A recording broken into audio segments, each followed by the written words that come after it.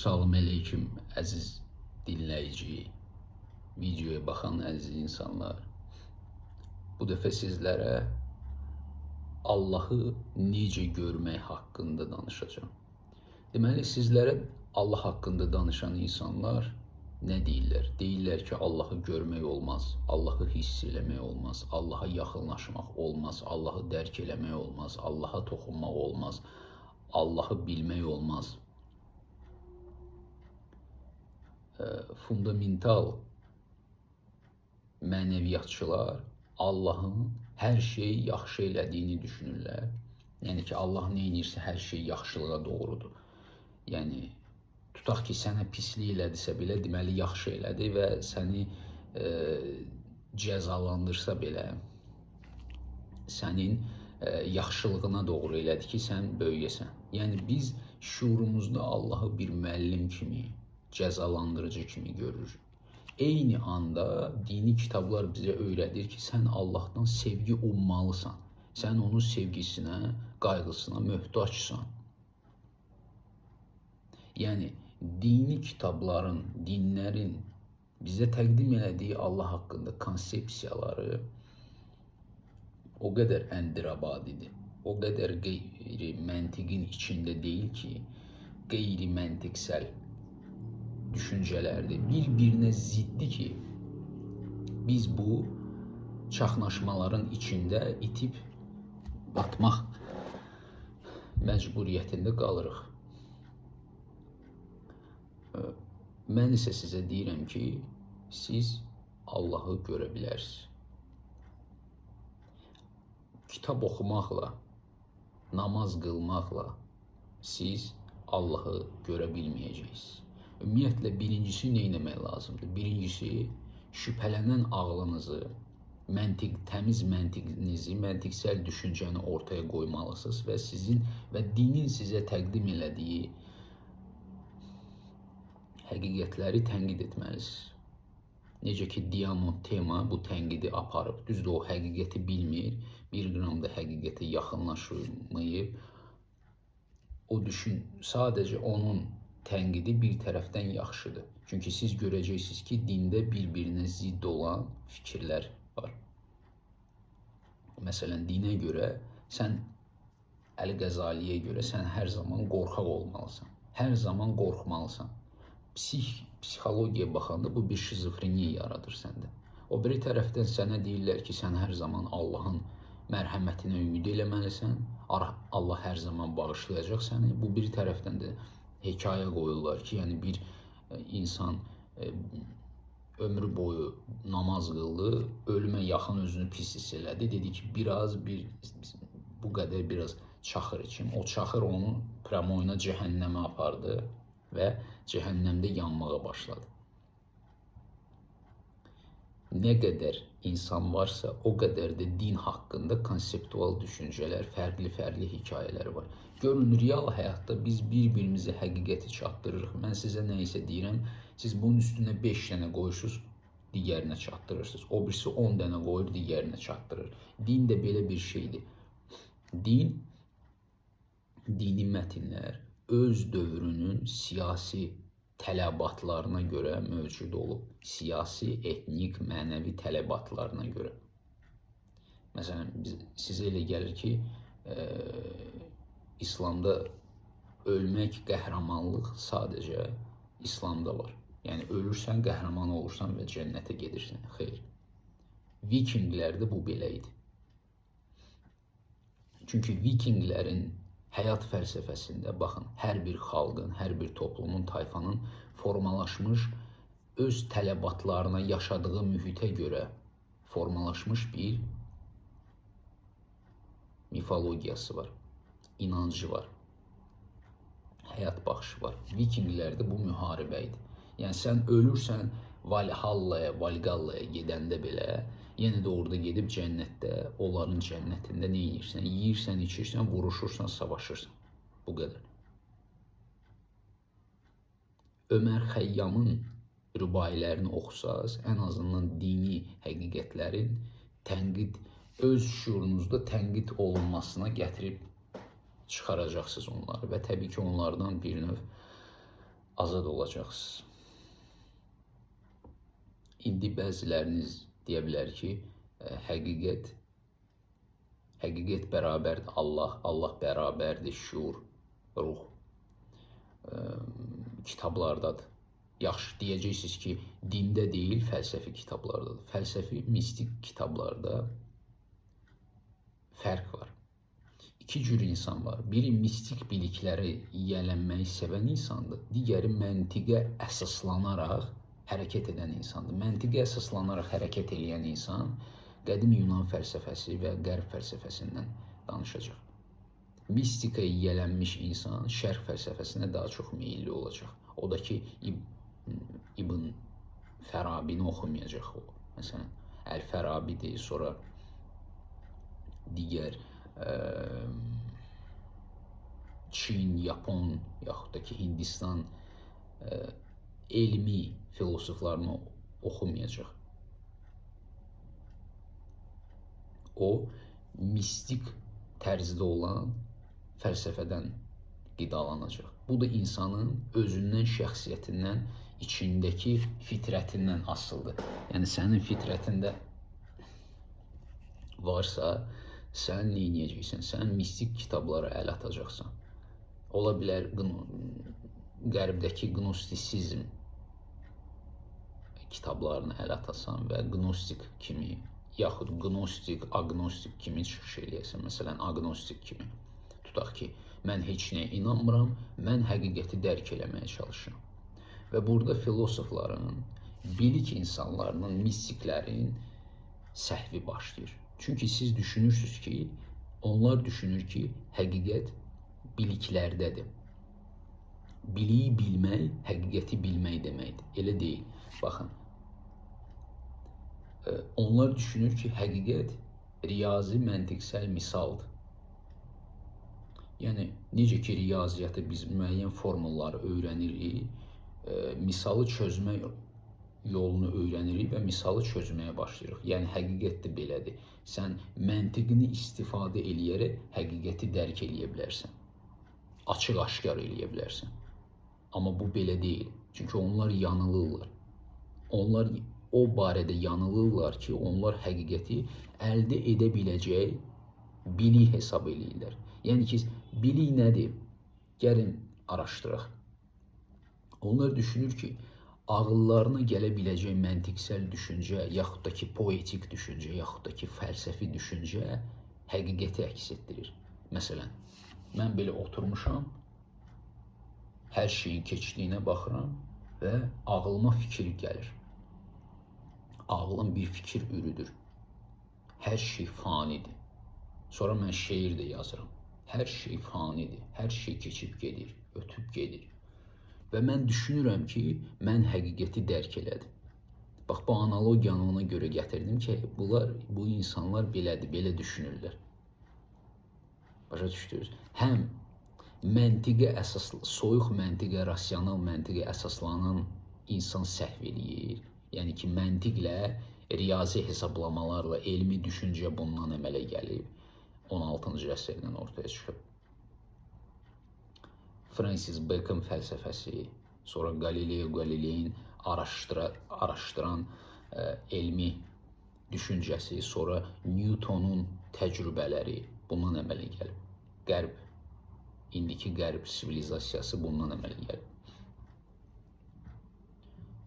Ya budur, yaxud da ki, siz mistika kitablarını oxuyursunuz, şərq fəlsəfəsinə aid olan ezoterika, ruh, çakralar, reinkarnasiyalar, fərqli boyutlarda səyahət eləmək, ruhdur, ruhun içində nadidir, nadidə ilə birləşmələr var, çakralar var, vibrasiyalar var, enerjilər var, frekanslar var, yeni boyutlar var, fərqli paralel evrenlər var. Ya buna fikir verirsiniz. Amma hər ikisi həqiqəti əks etdirmir. Çünki həqiqəti bilmək üçün onun nə olmadığını bilmək bəs eləyir. Düzdür? Məsələn, otaq qaranlıqdırsa, Nə isə görmək üçün nə etmək lazımdır? Qaranlıqla mübarizə aparmaq lazımdır? Yox. Qaranlığı öldürmək lazımdır? Yox. Qaranlığı təmizləmək lazımdır? Yox. Qaranlıqla müqavilə imzalamaq lazımdır? Yox. Qaranlığı analiz eləmək, qaranlığı anlamaq lazımdır? Yox. Nə isə görmək üçün işığı yandırmaq lazımdır. Bu işıq, yenə bu analogiya, metafora nədir? Sizin içinizdəki bilikdir. Nə mənadır? Yəni bilik deyəndə təcrübəni nəzərdə tuturam. Bunların dedikləri bilikdir. Yəni bunlar biliyi ağla gələn düşüncələr hesab edirlər. Ağlınıza gələn düşüncələr, düşünürlər ki, bu düşüncələr həqiqəti əks etdirir. Həqiqət barədə danışmaq olmur. Məsələn, mən bir dəfə o illər əvvəl Müşfiq həqiqətdən danışanda, Müşfiq Ötkün, bu tanınmış filosof, onun videosunun altına yazdım ki, siz həqiqəti bilmirsiniz. O da qayıtdı dedi ki, mən tam həqiqəti bilmirəm, amma həqiqətdən başım çıxır. Nədən başın çıxır? Yəni sən düşünürsən ki, romantik fikirləri yaymaqla, romantik dini, mistik fikirləri yaymaqla sən sanki həqiqətdən danışmış olursan. Yox. Sən sadəcə insanlara, onların ehtiyacı olan bir şey verirsən. Nə lazımdır insanlara? Hə? İnsanlar indi görür ki, dövr dəhşətli dövrdür, pis dövrdür. Çaxnaşma yaşanılır və insan şüuru, psixikası ona yaxın olan bir şey tapıb, onda sığınacaq tapmağa çalışır.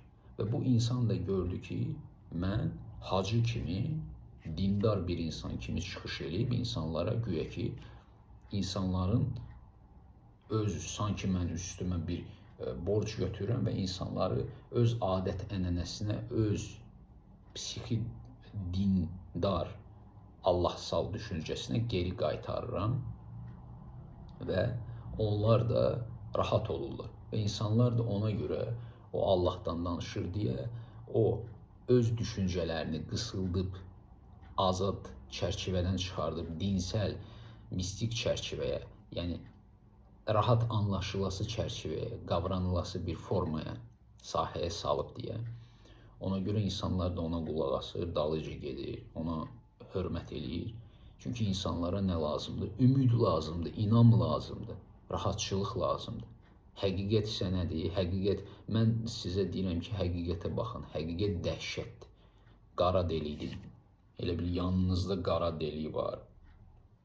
Dəhşətli bir boşluq var. Mən deyirəm ki, qaçma ondan, ona bax. Çevril ona bax. Bu isə deyir ki, bax bura.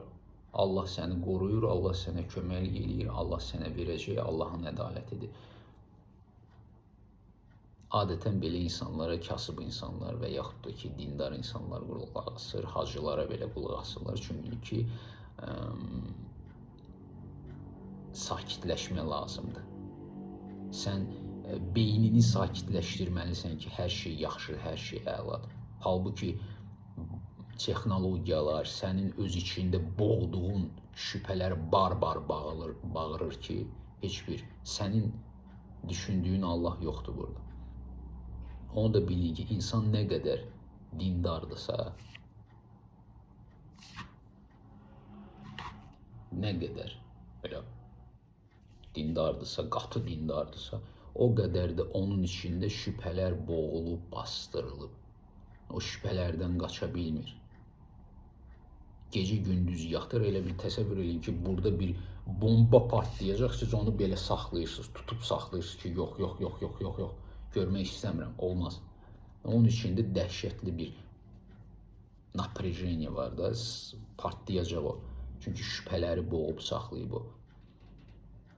Mən inanıram deyə, halbuki ağıl inanmaq üçün bilirsiniz nə lazımdır?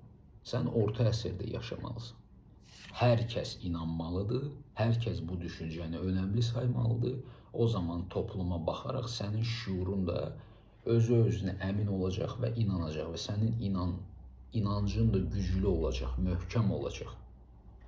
Amma indi sən görəndə ki, bəli mən inanıram, o birisi inanmır, bu inanmır, bu şübhələnir, bu belə eləyir, sən qalırsan belə. Məsələn, mənəviyyatlı insanlar var, dırnaq içində. Onlar düşünürlər ki, bunu eləmək olmaz. Amma digər insanlar onların qaydaları pozanda, özlərini mənəviyyatsız aparanda bu insanın içində bir çaxnaşma başlayır. Çünki onun yaratdığı dünya modeli yanlış, çərçivələşmiş dünya modeli öz ideyalarından, öz nəfsindən, egoizmindən yaratdığı düşüncələrdən formalaşdırdığı dünya modeli bombardman altında olur və o neyinir? Bunu qəbul eləmir, qaçır gedir. Onları günahlandırır, günahkar sayır, zina etmiş, günah işləmiş insanlar sayır. Halbuki sadəcə reallıq ona göstərir ki, mən sənin düşüncələrindən artıqam. Bu barədə də biraz mövzudan yönəldiyi bir kənara bu barədə də danışdıq. İnsanların Allaha inamı heç nədir. Siz orta əsr insanı kimi Allaha inana bilmirsiniz. İnam sizə güc vermir, səbir vermir. Siz Allaha inanırsınız, o biri tərəfdən də qaçırsınız, deyirsiniz ki, mən pul istəyirəm, mən güc istəyirəm, mən varlı olmaq istəyirəm. Sən Allaha inanırsansa, güvənirsənsə, sakitləş də, rahat ol da. Neynirsən sən pul dalıca qaçmağı və s. şeyləri? Allah özü sənin üçün eləyəcək hər şey. O, elə deyil. Bəzi insanlar da var, Allaha inanır. Mən bunlara sadəcə konfessiyalarda olan insanlar deyirəm. Çünki başlarını bağlayırlar, müəyyən cəmaatlar kimi yığışırlar, yaşayırlar və düşünürlər ki, onlar sadəcə bir-birlərinə köməklik eləyirlər, pul təklif eləyirlər və düşünürlər ki, belə rahat yaşamaq olar. Başa düşdünüz? Yəni sadəcə rahatçılığa görə, komfort yaşama görə bunlar başlarını bağlayırlar, özlərini dindar adamlar hesab eləyirlər. Yəni qadınlar, kişilər. Komfort yaşam təqdim edilməsəydi, bir-birinə kömək eləmək olmasaydı, bu insanlar bir yerdə olmazdı. Siz onlara baxıb deyə bilərsiniz ki, oyda nə rahat yaşayırlar. Onlar sadəcə komfort yaşamı seçiblər. Necə ki, bir qadın Səudiyyə Ərəbistana getdi və şeyxlərdən birinin 3-cü arvadı oldu. Niyə görə? Çünki bilir ki, Rusiyada yaşayacaq, əziyyət çəkəcək. Amma belə gedir, keyf içində yaşayır, seçir də bunu, başını da bağlayır. İndi o inanır, Allah tərəfdarıdır. Yox. Bu qədər. Əsas həqiqət, biz sizinlə bildik ki, həqiqət bilik deyil. Həqiqət sizin ağlınıza gələn düşüncə, konseptual fikir də deyil. Mən bunu qavradım, mən bunu anladım deyə bir düşüncə də deyil. Bəs nədir? Sadə dillə bunu başa salmaq üçün mən belə deyəcəm. Birincisi sözlərdən başlamalıyıq. Bilin. Bilin və agah olun. Həqiqət bərabərdir Allah, bərabərdir şuur, bərabərdir ruh. Müxtəlif dövrlərdə, müxtəlif ənənələrdə insanlar eyni şeydən danışmaq üçün fərqli sözlərdən istifadə ediblər. Və sən bilməlisən, sənin təcrübən yoxdursa, dərrakən yoxdursa, sən bu sözün bu anlamda olduğunu anlamayacaqsan. Məsələn, tutaq ki, başqa bir mətndə şuur sözü yazılıbsa, sən oxuyursan, deyirsən, yox, bu Allah deyil, lazım deyil mənə. Amma o şuur sözü elə Allah deməkdir. Bunu anlamaq üçün insanda təcrübə olmalıdır. Sən çoxlu mətnlərdən xəbərdar olmalısan, oxumalısan, bilməlisən. Əgər sən bir şeyi oxuyursansa, bilirsənsə, məsələn, ancaq İslama aid kitabları oxuyursansa, qulaq asırsansa, nəysə audio versiyalara, videolara, sən beynini kobudlaşdırılmış olursan, yəni çərçivələşdirirsən düşüncə formatını və başqa sözlərlə həqiqət sənə çatmır artıq. Sən düşünürsən ki, bu budur. Elə deyil. Təsəvvür edirsən. İndi mən sənə bir pritçə danışacağım. Çox sadədir. Çox sadə bir hekayədir. Sufilərin yazdığı və buna baxaraq biz sizinlə həqiqətin nə olduğunu tapacağıq. Diqqətlə qulaq asmaq lazım. Diqqətlə qulaq asaq. Deməli, bir balıq yaşayır okeanda. Siz balıqsınız. Bu balıq birdən-birə sual verir. Okean nədir? Okean hardadır? Okean bərabərdir Allah, bərabərdir şuur, bərabərdir ruh, bərabərdir həqiqət. Okean nədir? Okean hardadır? Belə gedir, üzür, aşağı üzür, yuxarı üzür, gedir. Birdən-birə o qədər məsafə qət eləyəndən sonra bir balığa rast gəlir. Görür ki, bu balıq oturub da daşların arasında, qoca balıqdır, saqqallı balıq. Yaxınlaşır, deyir ki, salam baba, bu okean hardadır? Mən bilmək istəyirəm, mənə maraqlı gəldi. Bu qoca balıq da buna baxır, deyir ki, okean hər yerdədir. Sən bax da ətrafına, hər yer okeandır. Bu zaman balıq gözlərini bərəldir belə və baxır ora-bura, deyir. Həqiqətən də bu belədir. Okean hər yerdədir. Bu balıq sizsiz. Okean şuurdur, Allahdır. Nə deməkdir bu? Qavrayış sahəsi deyilən bir şey var. Şuur deyilən bir şey var. Şuur, psixoloji şuurdan danışmıram. O biri videolarda qeyd elədim ki, psixoloji şuur bilikdir, biliklərdir. Min illər ərzində insanların yığdığı biliklərdir. Bilik 1, 2, 3, 4, belə yığılır bilik. Və səndən sənə, ondan ona, ondan ona ötürülür. Sən insan toplumunda olmursansa, sən Mauqli olursan və bu aşağı düşür. Amma doğulursansa tutduq, məsələn, tutaq ki, vor zakonluqdur, başqa şeylərdir, mənəviyyatdır, qeyrət namusdur. Bunlar ötürülür də sənə uşaqlıqda, yaşadığın toplumdan asılı olaraq. Əsl şuur isə nədir? Əsl şuur, bax, bu beyində, başın içində deyil. Şuur bu başda deyil. Elm adamları bunu anlaya bilmir. Ona görə sual verir ki, şuur nədir? Biz niyə şuuru görə bilmirik? Gəlin beyni daha da şeyləyək. Yəni, neyronların içinə baxaq, taksonların, aksonların içinə baxaq. O neyronların içində gedən kimyavi proseslərə baxaq, neyronların qollarına baxaq. O milçəyin beynini necə götürüb yekəldiblər, internetdə görə bilərdiniz yəqin. Ki, güya biz nəyisə dərk elədik. O professor, rus professor Çernigovskaya düzləyir. Deyir, beynin, neyronların sayının hesablanması mənə lazım deyil. Deyir, mən burada zehin görmürəm.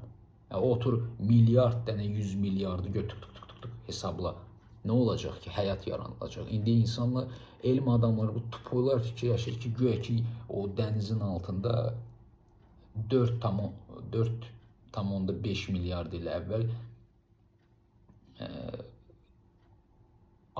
koarxey dövründə, birinci arxey gəlir, sonra arxey gələcək, koarxey dövründə güya ki, orada şeylər var idi.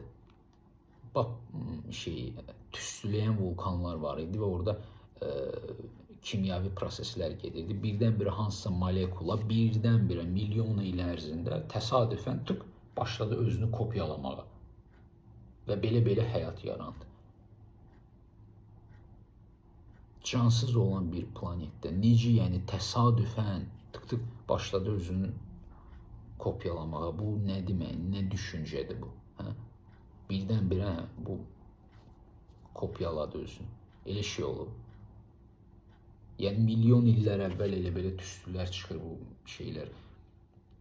Elementlər öz-özünə gedir, birdən-birə bu götürür, özünü kopyalamağa başlayır. Deyir, onda mutasiya başlayır. Niyə görə? O cansızdır, onda niyə görə mutasiya başlasın? Yəni, elm anlata bilmir. Bunu başa salırıq. Necə ki, din də anlata bilmir. Məsələn, elmin konseptual evrim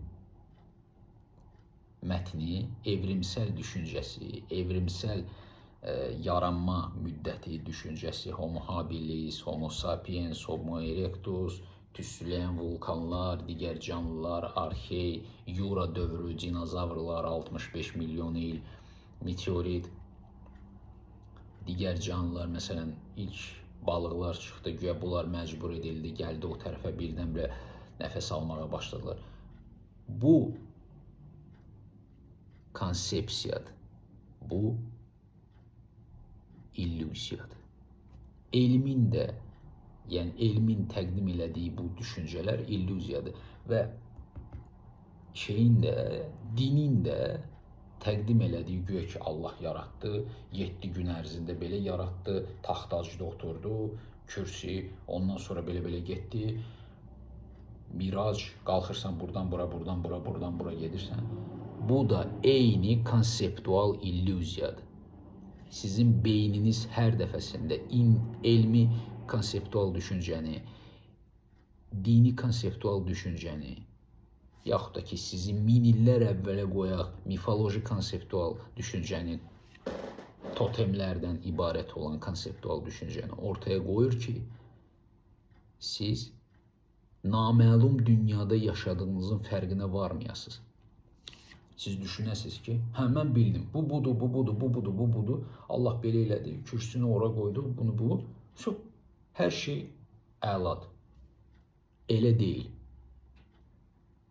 Sən hər zaman, hər saniyə naməlumluq içində yaşayırsan, bilinməzlik içində yaşayırsan.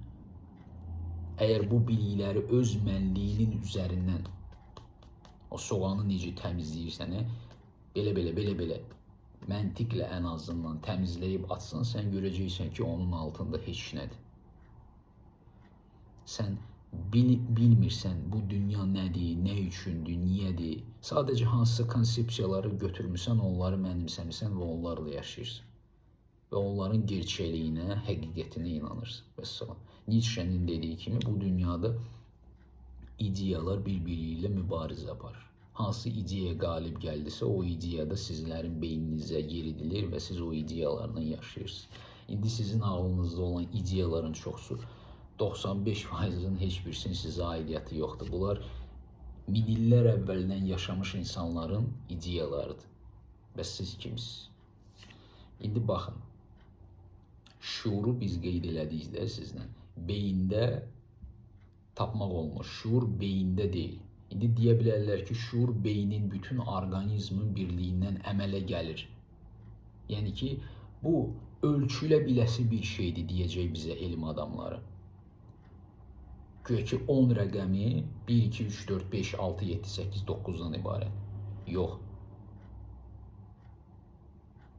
Bir rəqəmi ayrıcadır, 2 rəqəmi ayrıcadır, ayrıca mövcuddur. Şuur bu bədənə aid deyil. Şuur sahədir. Gördünüz, okean, bu da sahədir. Siz bu balıq deyilsiniz, siz okeanın özüsünüz. Yəni siz qavrayış sahəsisiz. Şuur, indi Dzogchenin dili ilə desək, Tibet Budizmində 9-cu çarxda bu, yəni böyük kamillik deməkdir, Dzogpa, Çekpa. O deyir ki, şuur təmiz güzgüdür. Fikirlər, düşüncələr, emosiyalar, hirs, qısqanclıq, paxıllıq, aqressiya, deyir, bunların hamısı oyundur. Oyundur. Bu güzgüdə baş verən oyundur.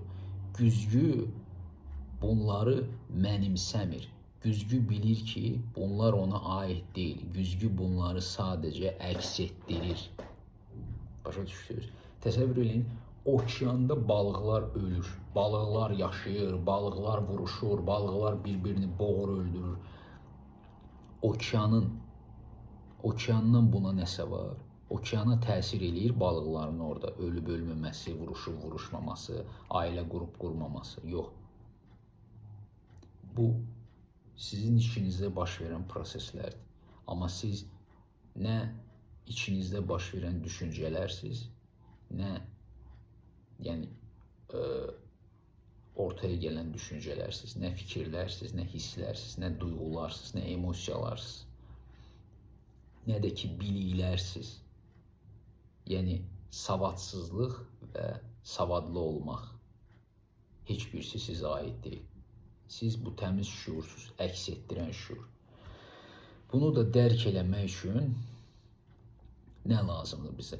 Bizə İbn Ərabinin dediyi huzur sözü lazımdır. Rusça prisustiya gedir, bizdə huzurdur. Huzur sözündən istifadə edirik. Nə etmək lazımdır? Hər zaman diqqətini huzura yönəltməlisən. Məsələn, oturmusan belə, hər hansısa bir düşüncə yarandı, hər hansısa bir emosiya gəldi. Sən bu emosiyalara bağlanmağın yerinə, tezbazar onun dalıcı qaçmağın yerinə, onun arxasında olan şuur sahəsini hiss etməlisən. Təbii mən burada sözlə başa salıram bunu, amma daha dəqiq öyrənmək istəyən adam, bunu necə etməli olduğunu bilmək istəyən adam burada mənə şərhə yaza bilər. Deyə bilər ki, mən bunu daha dəqiq öyrənmək istəyirəm. Yarandı və sən ona fikir verməlisən. Məsələn, mən düşüncə yarandı. Mən özümü pis hiss edirəm. Sən bu düşüncənin harda yarandığını, harda olduğunu, hardan gəldiyini diqqətini içinə yönəldərək araşdırmalısan. Təbii mən bunu elə belə deyirəm, yəni bunu mən ayrıca səninlə oturub sənə başa salsam, sən anlaya biləcəksən. Amma belə mən, yəni qarşımda insan yoxdur, ona görə mən formal olaraq deyirəm. Sən bu düşüncənin hardan gəldiyini, necə gəldiyini, mənbəyini araşdırsan, sən orada boşluğun ortaya çıxacağını görəcəksən. Çünki sənin içində bir mənlik yoxdur. Bu mənliklər, şəxsiyyətlər uşaqlıqdan bəri yaddaşdan istifadə edərək egonun yaratdığı şeylərdir. Biz cəmiyyətin, birincisi, konseptual düşüncənin cəmiyyətin kölələrinə çevrilmişik və cəmiyyətdən qaça bilmərik, düzdür?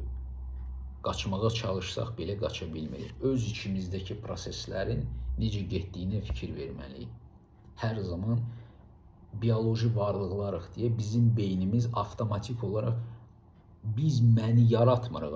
Sən mən deyilən düşüncəni yarada bilmirsən. Sən kimsən ki yaradasın? Beyin özü bu illüziyanı yaradır.